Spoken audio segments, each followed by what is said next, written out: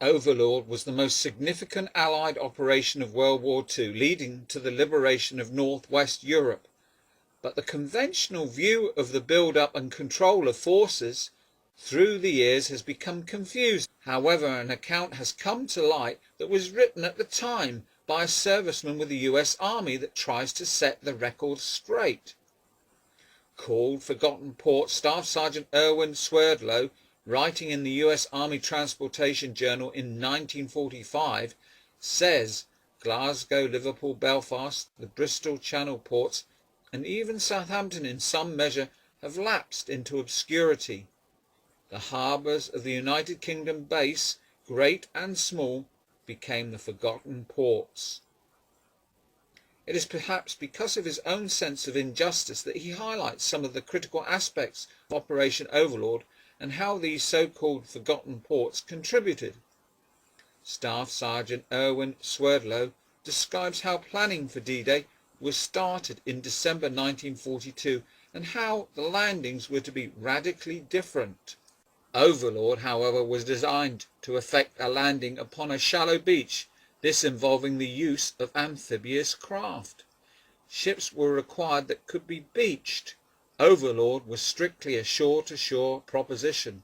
He goes on to recognise some more forgotten D-Day ports. POL is the American abbreviation which refers to gasoline, diesel and other types of fuel which were of course essential for the war effort. In planning Overlord, it was decided to use ports for specific commodities. Llanelli, Sharpness and Port Talbot were used exclusively for POL. Penarth and Fowey were ammunition ports. Telegraph poles were collected at Swansea and heavy engineer and out-of-gauge equipment was stacked at Cardiff. He goes on to explain how Southampton was instrumental in the turnaround of Liberty ships when at least 20 sailed daily. Following D-Day, vehicles and drivers were given top priority. For this purpose, a fleet of 112 specially fitted Liberty ships went into operation from south coast ports, primarily Southampton. Each carried over 100 vehicles and approximately 20 ships sailed daily. Loading continued around the clock. At the end of June, 20 additional fitted Liberty ships were provided, bringing the total to 132. Later, as our forces poured onto the continent, Liberty vessels for the transport of cargo entered the picture. Soon, over 60 of them were operating a shuttle service from the UK to the beaches and ports. He also describes the hierarchy and organisation of US ports in the south of England, and that the 14th major port headquarters was located at Southampton.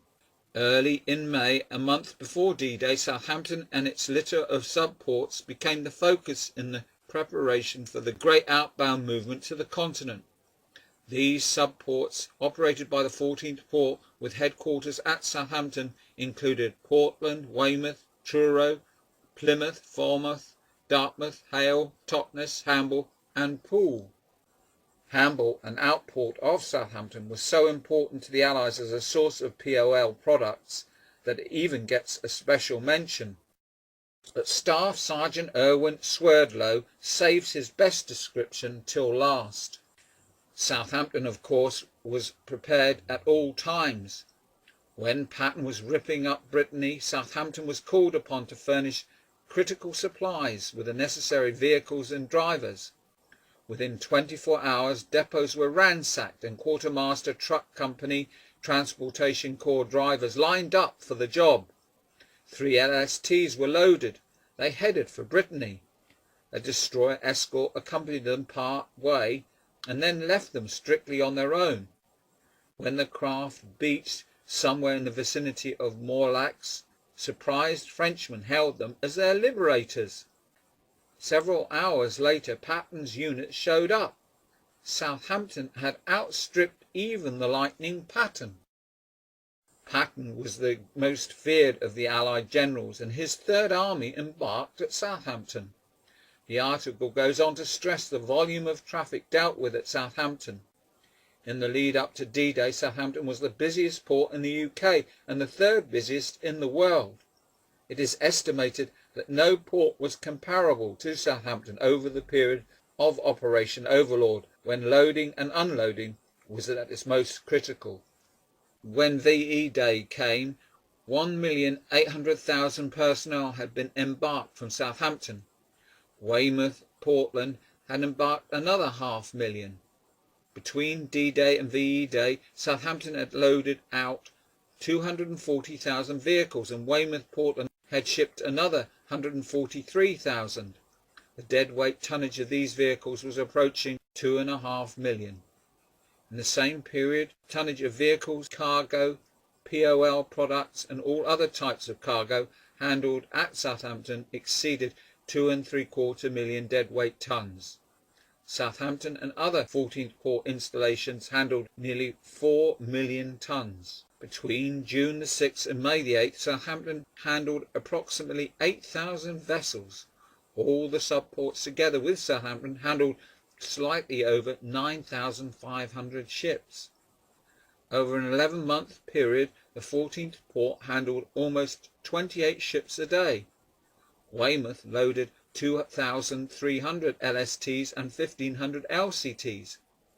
Southampton loaded 1,500 LSTs, 1,700 LCTs and 1,070 motor transport vessels.